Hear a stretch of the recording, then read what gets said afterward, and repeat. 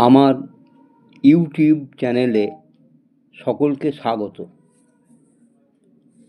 আজ একটা সাদামাটা ভাবনা নিয়ে সামাজিক প্রতিবেদন আর ভালো লাগে না পাঠ করে শোনাচ্ছি।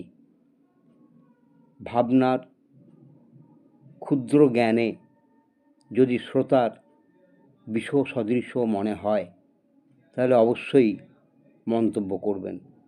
নমস্কার। আর ভালো লাগে না, সত্যি আর ভালো লাগে না। হিন্দুস্থান তথা ভারতবর্ষ এক বৈচিত্র্যময় দেশ। আর্য অনার্যর সংস্কৃতিতে টইটুম্বর। দিন যত গড়িয়েছে অধঃপতন ঘটছে তত। আমরা যারা সত্তর্ধ বা আরও, শিশুবেলা থেকে বার্ধক্য, সামাজিক পরিসরে কোনো অস্বাভাবিকতা লক্ষ্য করিনি। সেই কালে বিদ্যালয় কলেজ সীমিত। 10-12টি দূর দূর গ্রাম নিয়ে একটি উচ্চ বিদ্যালয়। সব শ্রেণীর ছাত্রছাত্রী, হিন্দু মুসলমান, ছোট জাত বড় জাত, বিদ্যালয়ে মিলেমিশে একাকার। পঠন পাঠনে গভীর মমত্ববোধ গুরুমশাইদের। দূর গ্রামে ছাত্রছাত্রীদের জন্য বোর্ডিংয়ের ব্যবস্থা। অভিভাবকদের দায়িত্বের থেকে শিক্ষকদের দায়িত্ব গভীর। বিদ্যালয়ের নানান অনুষ্ঠানে ছাত্র শিক্ষক অভিভাবকদের গভীর আন্তরিকতা, উচ্চ বর্ণবাদের জুজু শিক্ষা অঙ্গনে ছাপ ফেলতে পারেনি কখনো। উৎসব আনন্দে মাতোয়ারা বিদ্যালয়, এমনকি যে গ্রামে বিদ্যালয়ের অবস্থান গোটা গ্রাম সামাজিক উৎসবে মুখরিত। বিশেষ করে সরস্বতী পূজায় শিক্ষাঙ্গন কলরবে মুখর, হইচই আনন্দের ঊর্ধ্বসীমা থাকে না। বিদ্যাদেবীর আরাধনায় জোর হাতে আকুল আবেদন, সবাই যেন পড়াশোনায় ভালো হয়, লেখাপড়া করে সঠিক মানুষ হয়। দুর্বল সামাজিক হাহাকারকে বিদ্যার আলোয় অন্ধকারকে দূর করে দেশের তথা দশের একজন হতে পারা। সামাজিক পরিসরে জ্ঞানের আলোচনা করে অজ্ঞতার অন্ধকারকে দূর করা। শিক্ষা অশিক্ষা কুশিক্ষাকে তুল্যমূল্য বিচার করে বুঝিয়ে দেওয়া কোনটা ভালো কোনটা গ্রহণের মধ্যে আত্মিক স্বচ্ছতা এবং সমাজের মঙ্গল সাধিত হয়। 1960 থেকে 1966, স্বাধীনতার এক দশক পরে নলহাটি থানার কুরুমগ্রাম মিত্রভূম বহুমুখী উচ্চ বিদ্যালয়। সেই বিদ্যালয়ের আমরা ছাত্র। 10 থেকে 12 বা ততোধিক গ্রামের ছেলেমেয়েরা বিদ্যালয়ের ভূমিপুত্র বা ভূমিকন্যা। মুসলিম অধ্যুষিত 4-5টি গ্রাম, তাদেরও পড়ার বিদ্যালয় বলতে ওই কুরুমগ্রাম উচ্চ বিদ্যালয়। পার্শ্ববর্তী জোঘাড়ের এক মুসলিম বন্ধু সোহরব আলী ওই বিদ্যালয়ের ছাত্র। নবম শ্রেণীতে ঐচ্ছিক পাঠ নিতে হতো আরবি বা সংস্কৃত বিষয়ে। তো সেই মুসলিম বন্ধু ঐচ্ছিক বিষয় হিসাবে সংস্কৃত বেছে নিয়েছিল। আমাদের মাথায় কি প্রশ্ন জেগেছিল? মুসলিম ছাত্ররা আরবি পড়বে বা সংস্কৃত হিন্দুরা?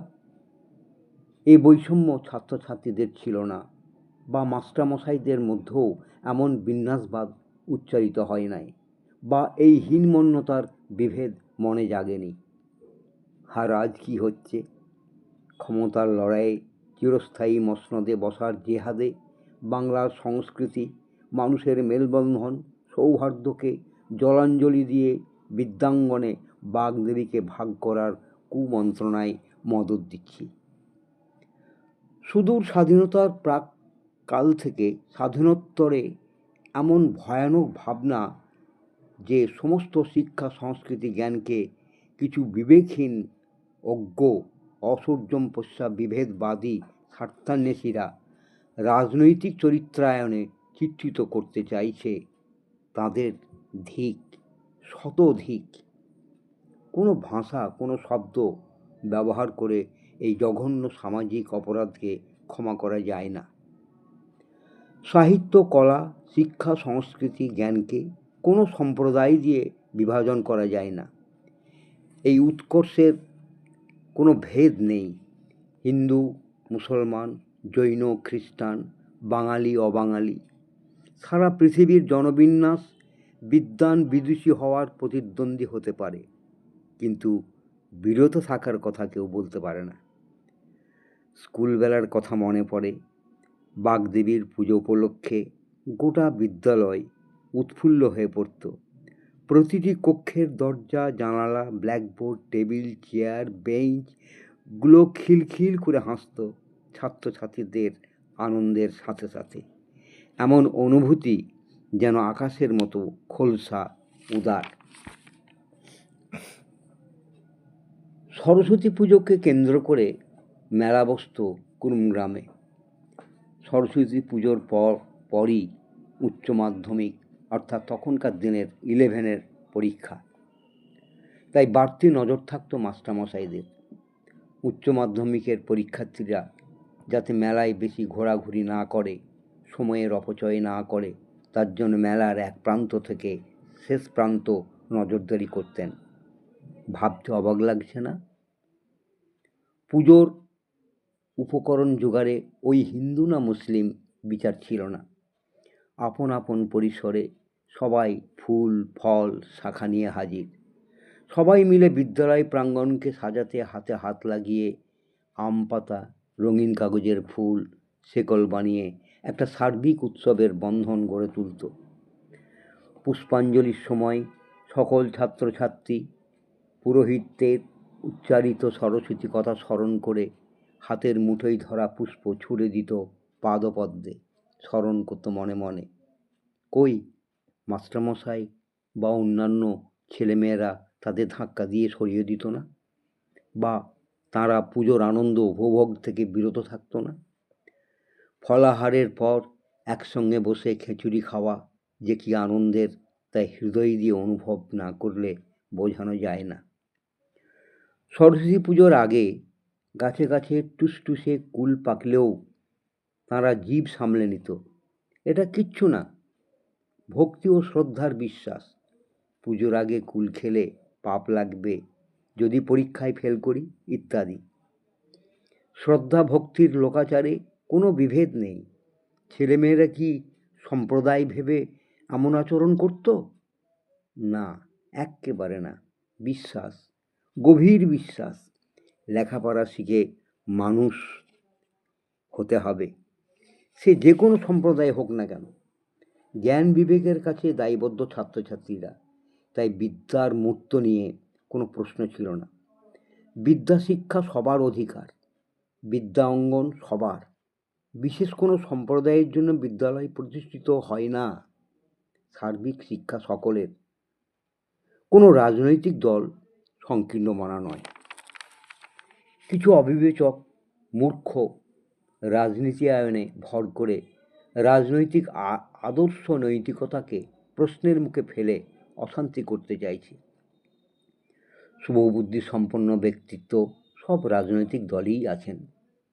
অশিক্ষায় শিক্ষিত বেশ কিছু অসামাজিক ব্যক্তিগত স্বার্থ এবং নৈরাজ্য সৃষ্টিতে কুসংস্কার এবং মৌলবাদকে প্রতিষ্ঠিত করতে চাইছে। বাংলায় শুভবুদ্ধি সম্পন্ন কলাবিদ ব্যক্তিত্বরা আছেন দায়িত্বশীল প্রশাসন সহ রাজনৈতিক সমাজসেবী। তাই সাধারণ শান্তিপ্রিয় মানুষের আশা শুভবুদ্ধির নবজাগরণে অরুণোদয়ের উজ্জ্বল আভা সমস্ত অন্ধকারকে দূর করবে। ইতিহাস পরম্পরাকে বিকৃত করা যায় না বা মোছা যায় না।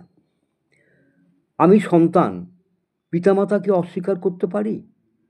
ভুল বা অশালীনতা থাকলে সন্তান হিসাবে শিক্ষার মাধ্যমে সমাজকে, পরিবারকে পরিশীলিত করার উদ্যোগ নিতে পারি। বাগদেবীর যারা সঙ্গী, বীণা, পুস্তক, হংস, আমরা যারা এটাকে নিয়ে ভাগাভাগি করছি, একবারও কি ভেবে দেখেছি একটা মুসলিম পরিবারে যেমন গুণী সঙ্গীতজ্ঞ আছেন, শিক্ষাবিদ আছেন, আবার গৃহপালিত হিসাবে হাঁসও আছে। ওগুলো মা সরস্বতীর বাহন, ওটা হিন্দু সংস্কৃতি, নিশ্চয়ই অন্য পরিবারে বা সম্প্রদায়ে কোনো মতেই রাখা যায় না। সম্প্রীতি উৎসবের ভাগ হয় না, উৎসব সবার, সম্প্রীতি পরস্পরের। মহাকাশে বিভিন্ন তারামণ্ডল আছে, আছে সূর্য চন্দ্র সহ নক্ষত্র। হিন্দু সনাতন ধর্মে সূর্যচন্দ্র দেবতা, হিন্দুদের উপাস্য।